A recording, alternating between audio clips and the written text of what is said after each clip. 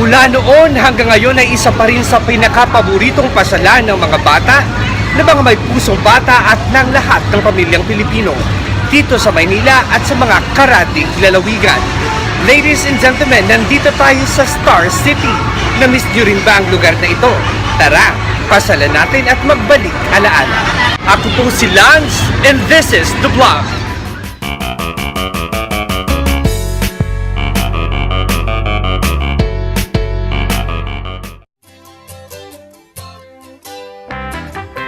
It started its operations in 1995 at 25 taon na ngang nagpapasaya sa bawat pamilyang Pilipino ang Star City.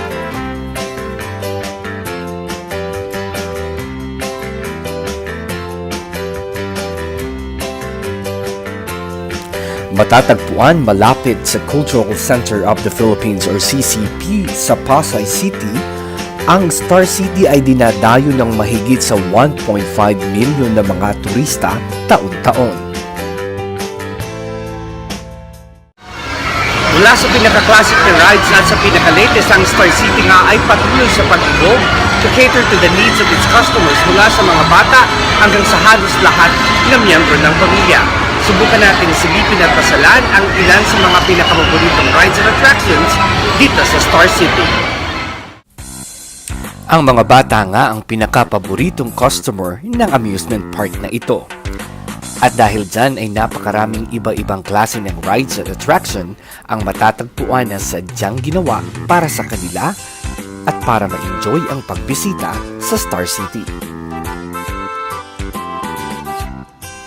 Sa bawat rides at attraction ay nilalagyan ng karatula upang ipakita kung pwede bang sumakay ang mga bata dito. Depende yan sa kanilang edad at height at kung kinakailangang samahan ng isang gabay o guardian na mas malaki sa kanila, ipatutupad ito ng mahigpit ng Star City para sa seguridad at kaligtasan ng mga bata.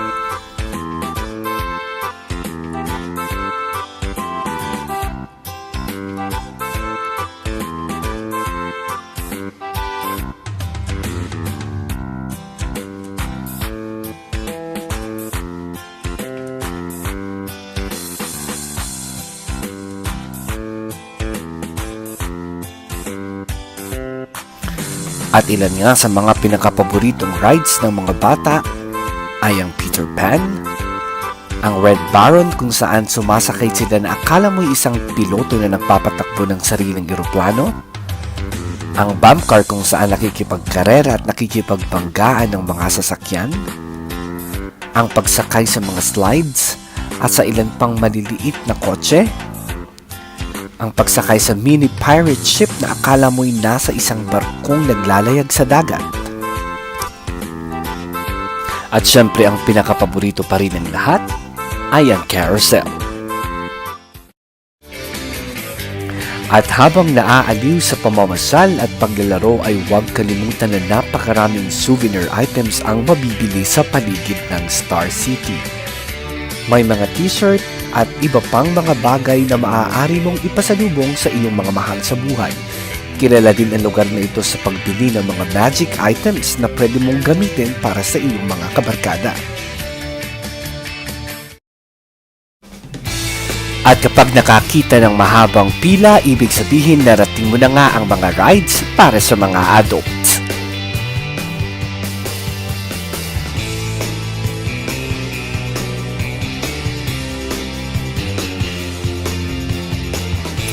Bukod sa all-time favorite na bumper car, napakaraming ang iba-ibang klase ng rides ang matatagpuan sa Star City at karamihan sa mga ito ay bago at pinaka-latest.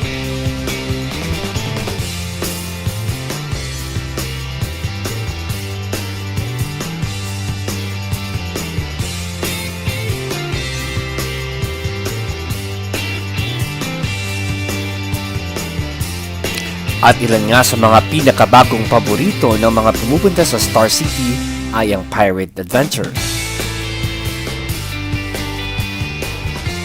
At syempre pa ang Star Flyer na pumalit sa Cyclone Loop. Isa itong klase ng roller coaster ride na talagang magpapataas ng iyong excitement habang nakasakay dito.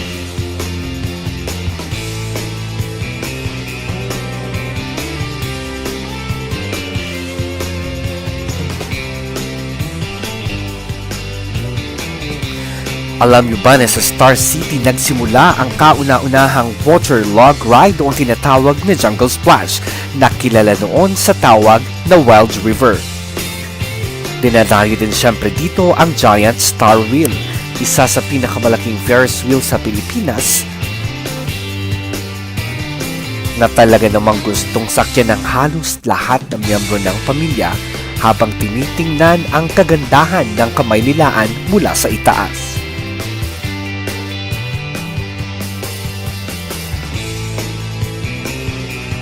At kung tatanungin nga kung alin ang pinakapaboritong rides ng lahat, mula sa mga bata hanggang sa mga adult, nangunguna pa rin dito ang carousel.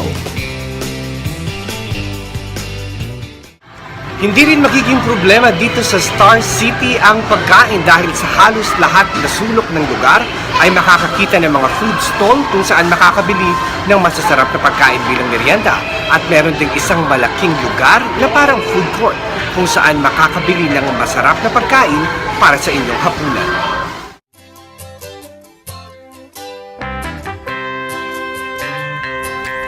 Hindi ka nga magugutom sa loob ng Star City. Lahat halos ng klase ng pagkain ay narito mula sa merienda, sa mga pika-pika at syempre sa inyong hapunan maraming pagpipilian.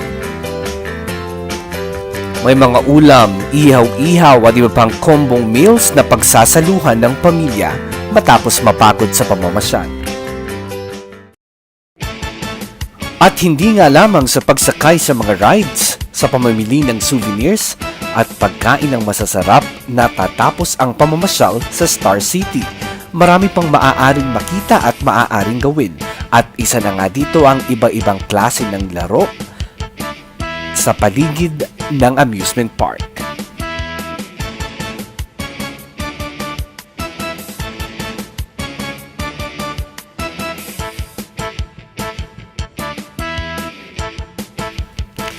Sa pagbabayad ng token na mabibili sa mga booth sa paligid ng Star City, maaari kang makapaglaro ng iba't ibang klase ng games mula sa basketball at mga video games.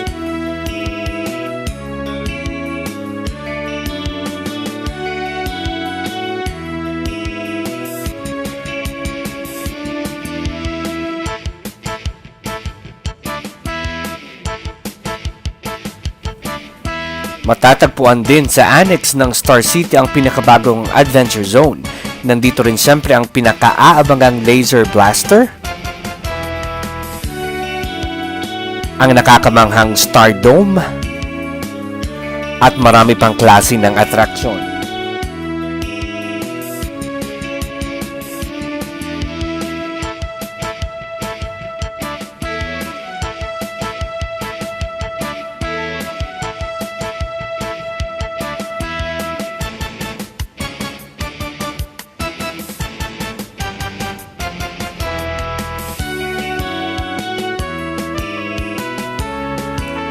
At sino nga ba naman ang hindi mai-excite at mamamangha sa pagpasok sa Snow World?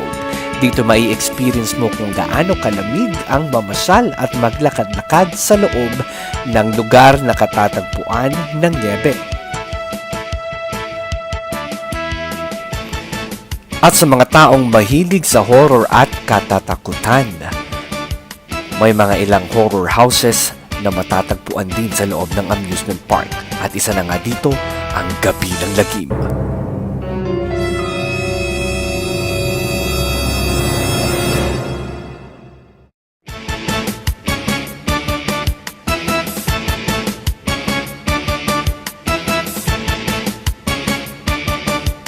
At kung mapapagawi sa parte ng entablado ay mapapamangha naman kayo sa panunood sa napakagagaling na talento ng Ballet Manila. Mapapanood ng kanilang performance sa pagsasayaw at pag-arte, sa saliw ng mga musikang Pilipino at sa pagsayaw ng ballet.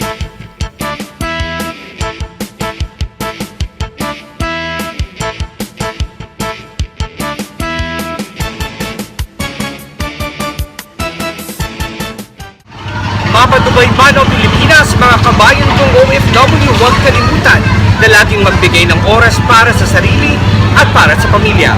Hanggang sa susunod po muling episode ng What